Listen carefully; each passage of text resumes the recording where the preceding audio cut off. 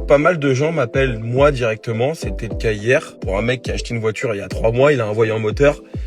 Ça marche pas comme ça. Comment le gars m'a appelé, il voulait que je lui rembourse sa voiture. Non, ça se passe pas comme ça en fait. Déjà moi je suis intermédiaire, je suis pas propriétaire, je sais pas qui connaît des rappeurs connus dans le milieu. Donc le gars voyant qu'il n'y avait pas une issue tout de suite immédiate à son problème, vas-y que ça commence à menacer, tu vois. Et vas-y que ça commence à dire machin, j'ai acheté une voiture, et truc.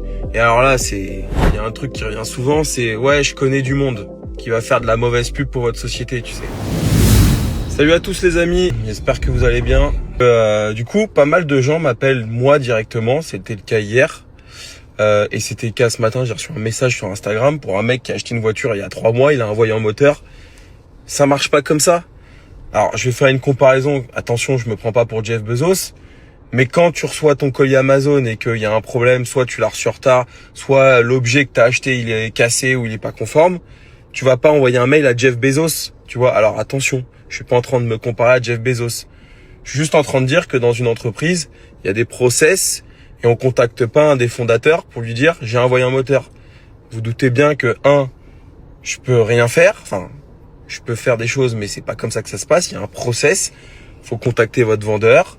Faut contacter potentiellement le directeur de l'agence en question. Enfin, il y a plein de gens avant de me contacter moi. Et bref, là c'est pas mon propos. Enfin, un petit peu, mais pas que.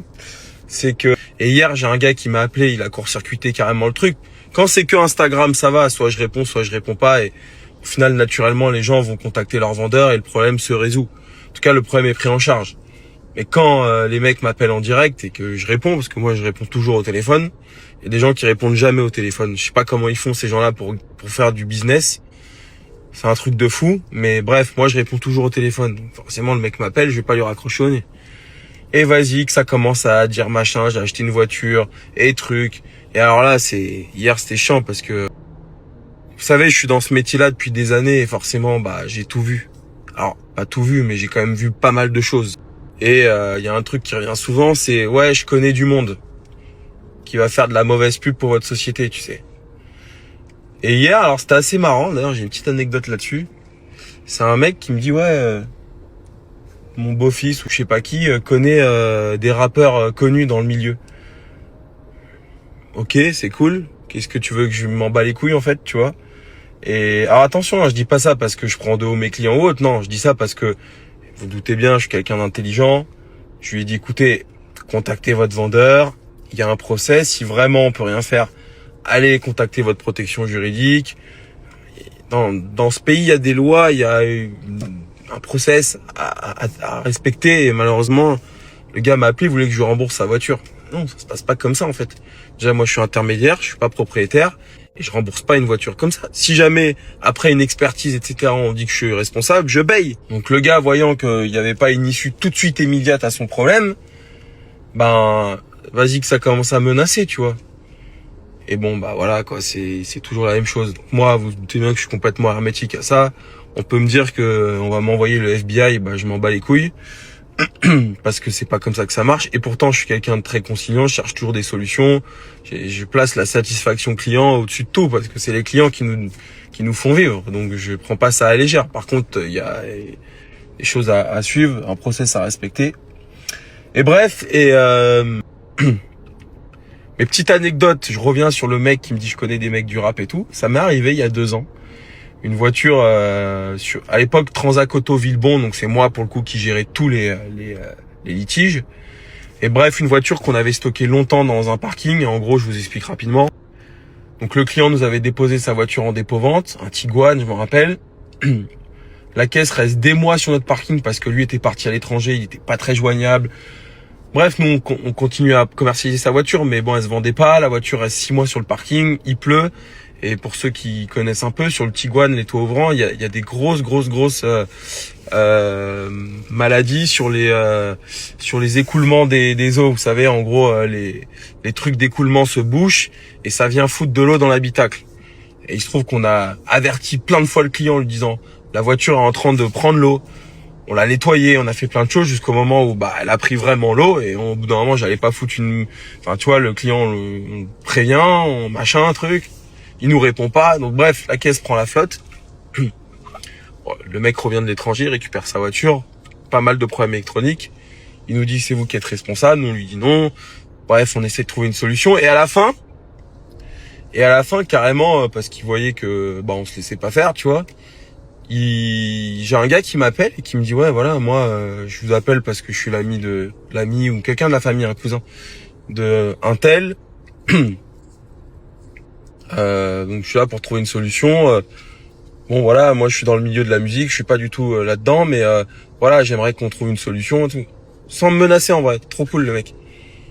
Et tu vois le mec sympa, et tout de suite je reconnais sa voix. Moi je connais beaucoup la musique, vous le savez, c'est ma passion, et je reconnais la voix de Mokobe. Il s'était pas présenté, donc sur le moment, et je fais le rapprochement, il me dit moi je suis dans la musique et tout. Il a une voix de fou Mokobe, tu la vois, tu la reconnais tout de suite.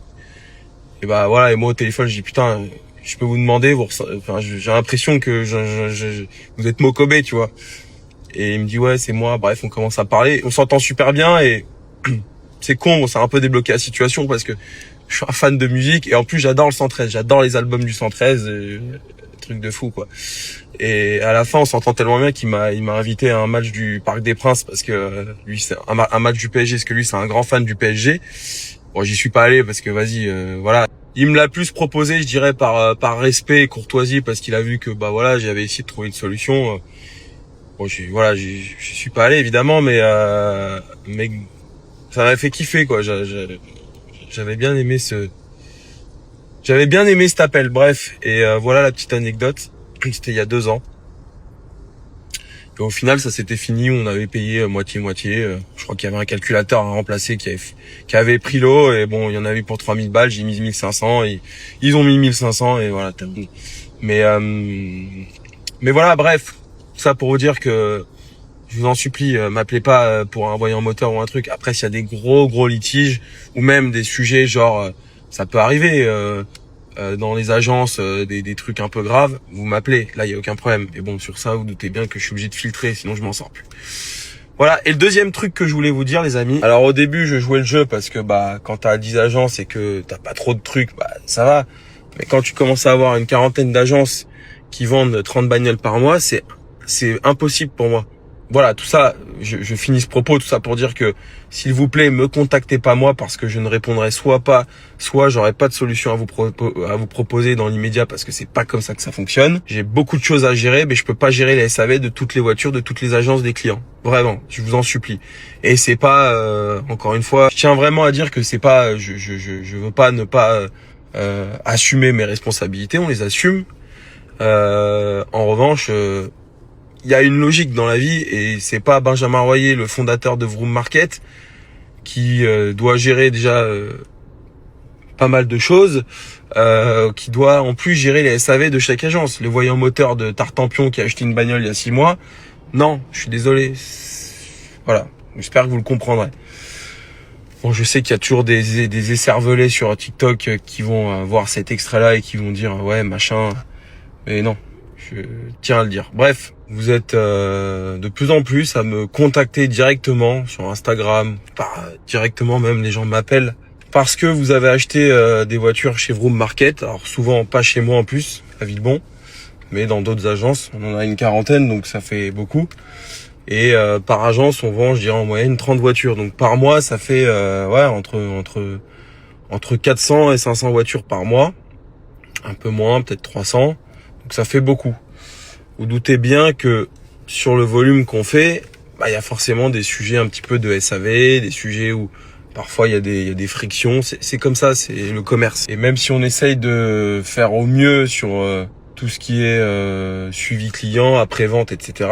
Parfois il y a des loupés, parfois il y a des voitures qui tombent en panne, c'est comme ça. Je tiens à vous dire, et ça plaît pas aux gens quand je leur dis, mais même sur des voitures neuves, il y a des problèmes.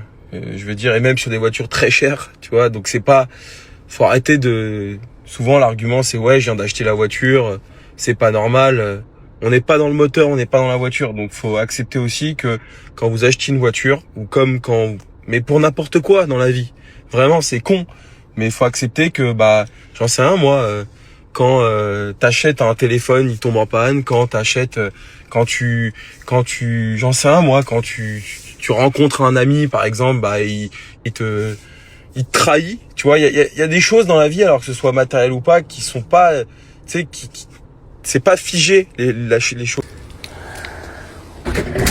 Sinon, je vais oublier. Ça va m'énerver, frérot. Comme ça, après, on peut se concentrer sur la story. Putain, il y a plein de feuilles qui rentrent et tout. Putain, casse-toi, la feuille.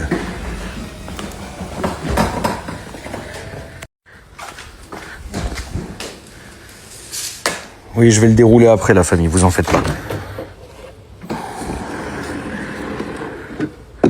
Voilà, toi, ta gueule. Toi, dégage. Toi, déroule-toi. Ça. Allez. Bonne nuit. Merci.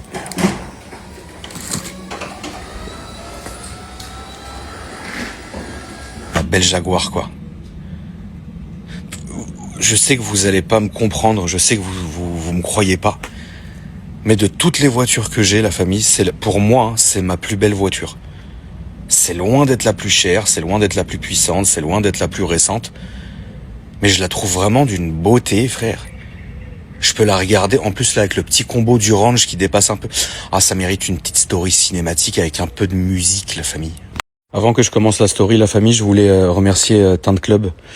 Nico, le patron de Tint Club, qui m'a refait pour la 3e fois sur cette voiture, mais c'est incroyable, hein. Les vitres teintées.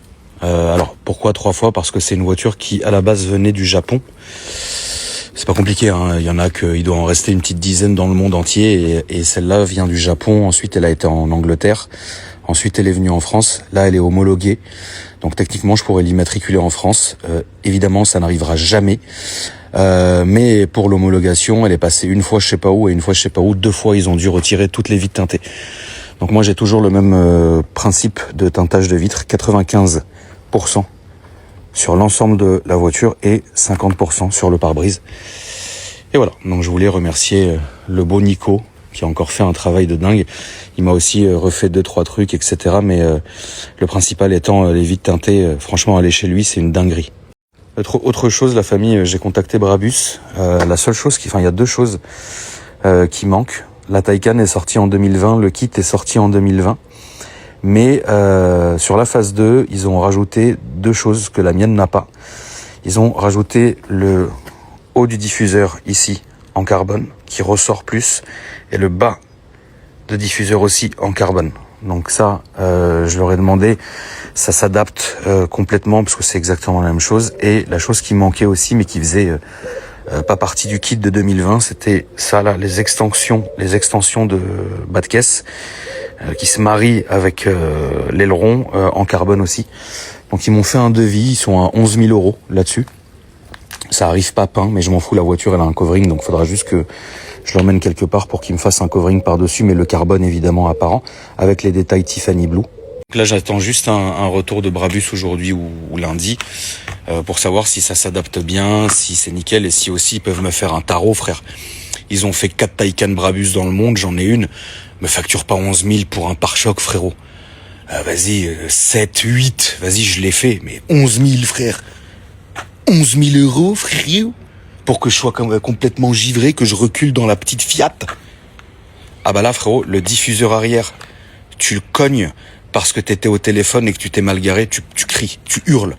Mais bon, au moins comme ça, la voiture, elle sera vraiment totalement homogène, etc. Et bon, faut le faire, hein, t'sais. Sinon j'aurais acheté une Taycan normale, hein. Si je pouvais pas aller jusqu'au bout, j'aurais pas pris celle-là. Tu vois, ça c'est clair.